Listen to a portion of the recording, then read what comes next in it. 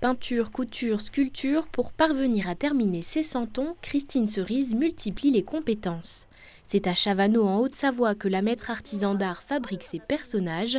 Pour leur donner vie, tout part de ce bloc d'argile. C'est à partir de cette terre qu'elle va fabriquer ses moules en plâtre pour lui permettre ensuite de créer des santons. Donc je vais presser, je vais mettre de la terre dans mon moule, je vais presser. Hop, la bavure qui aura tout autour, le trop plein de terre, il va y avoir une bavure tout autour, il va falloir reprendre. Donc là comme exemple, c'est un montagnard. Donc on voit bien le moule, et une fois qu'il est sorti du moule, une fois repris, parce qu'il faut quand même enlever la bavure, enlever tous les défauts, reprendre tout pour que ça soit joli. Une fois chauffées à 980 degrés, les sculptures sont démoulées puis peintes. Là, je suis en train de faire Marie, justement. Il ne faut pas déborder. Et puis la précision, surtout pour le regard. Parce que le regard, il ne faut pas la faire loucher le personnage. Et puis c'est tellement petit qu'il faut un tout petit pinceau, pas trembler. C'est par hasard que Christine Cerise découvre cette passion en allant à Pôle emploi en 1979. Cela fait maintenant 37 ans qu'elle peaufine son savoir-faire à travers son atelier, le Santon Savoyard. Aujourd'hui, elle est l'unique santonnière des pays de Savoie.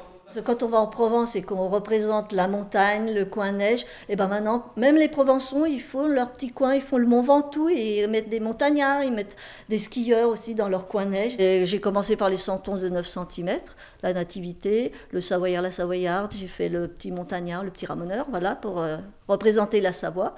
Et puis après, quelques années, en 90 à peu près, j'ai démarré par les santons habillés, de 25 cm. Donc là, il y avait la couture en plus à faire, et puis les accessoires aussi, donc le travail du bois. Ces accessoires, ce sont Jean-Marc Bouchard, son mari, qui les crée sur mesure.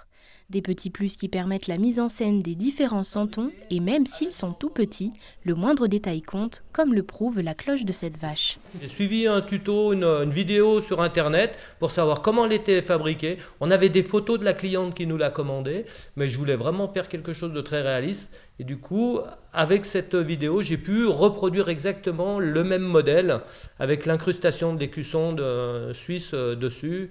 Par an, Christine Cerise réalise près de 400 santons de 9 cm, un processus de fabrication qui nécessite beaucoup de temps. À titre d'exemple, un santon de 25 cm peut demander entre 5 et plusieurs jours de travail en fonction de la demande.